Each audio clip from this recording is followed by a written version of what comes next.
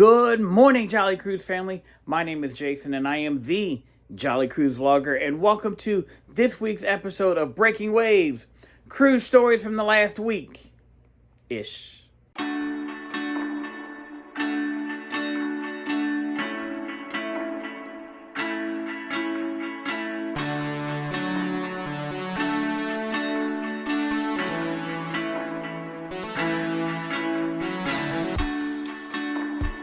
Happy Real ID Day to everybody. That's right, today is Wednesday, May 7th. Today is the day that the Real IDs go into effect when it comes to your driver's license or state ID. If you want to travel on any kind of commercial airline or you want to enter some kind of nuclear facility, you have to have a Real ID.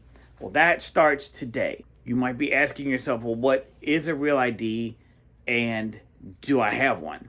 Well, if you look at your driver's license or state identification, if you have one of these symbols right here on the upper right corner, then you do have a Real ID and you are good to travel domestically on any commercial airlines. If you do not have a Real ID, you cannot fly domestically or enter these government facilities.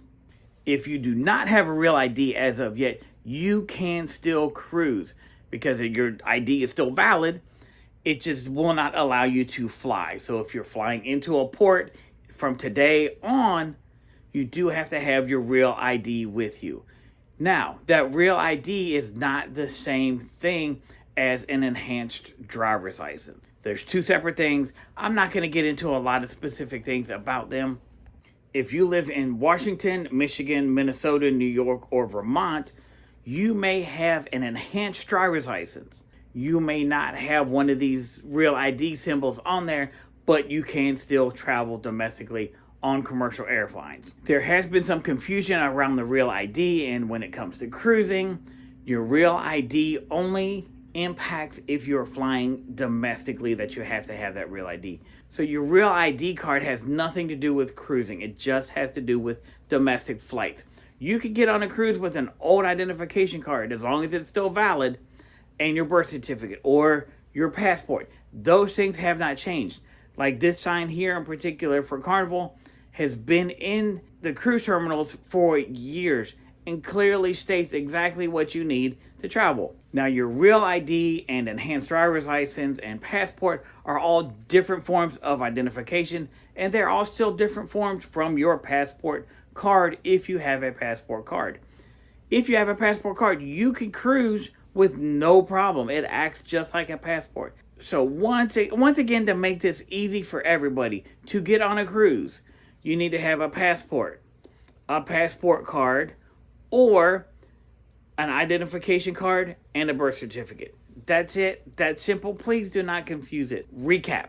To get on a commercial air flight here in the United States, you have to have a Real ID as of today. To get on a cruise ship, you have to have either a passport card, or an identification card like a driver's license, Real ID, and your birth certificate. Simple as that. In short, the easiest thing to do is just get a passport and make life so much easier. That way you can fly internationally, you can cruise internationally, you can do almost anything you want internationally with a passport, and it makes things so much easier and cuts down all the red tape. So go get your passport. On a separate note, let's talk about towels. And I'm not talking about the cute little towel animals that your cabin steward leaves in your cabin as they make it up every day. I'm talking about the towels that you, on the Lido deck, you check out, you give them your card, you give them your cabin number, and you say, oh, I need 2 towels. Okay, no problem, sir. Here's your 2 towels. You lay out by the pool all day, you get all nice and sun, you get some margaritas, some frozen drinks, whatever. Then it's time to go back to get ready for dinner. You wrap the towel around yourself, you go back to your cabin, you leave the towel in there, you realize, oh, I have an extra towel. Well, here's what's happening where I'm seeing on a couple different cruise groups, people are getting unexpected charges from the cruise lines after the cruise for towels. So they're bringing the towels back to the cabin. The cabin steward says, oh, don't worry, I'll take them back for you. You're like, okay, great. Cabin steward takes care of everything. Well, somewhere between the cabin steward taking the towels back and the towels getting checked back in under your cabin number, there's a miscommunication and things are not happening. So at the end of the cruise, when the cruise line is going through and reconciling all of their bills, they're saying, oh, cabin 7234 checked out 2 towels on Wednesday and never returned them. Let's charge them $50 for those 2 towels because they took the towels home. Well, you didn't actually take the towels home, but the cabin steward never checked them back into you. Now, I'm not blaming the cabin steward. They have a ton of things to do. Sometimes they've got 20 or 30 rooms that they have to keep up with. It may be an accident, I don't know, but I'm seeing this across a couple different cruise pages where the cabin steward is forgetting to check them back in under the cabin number, and the guest is getting charged for those. So then you've got the unexpected charge on the account. You're calling back to get refunds. You're like, no, this isn't right. Or you notice it the day of debarkation, so you're there in the guest services line, getting that line trying to get figured out.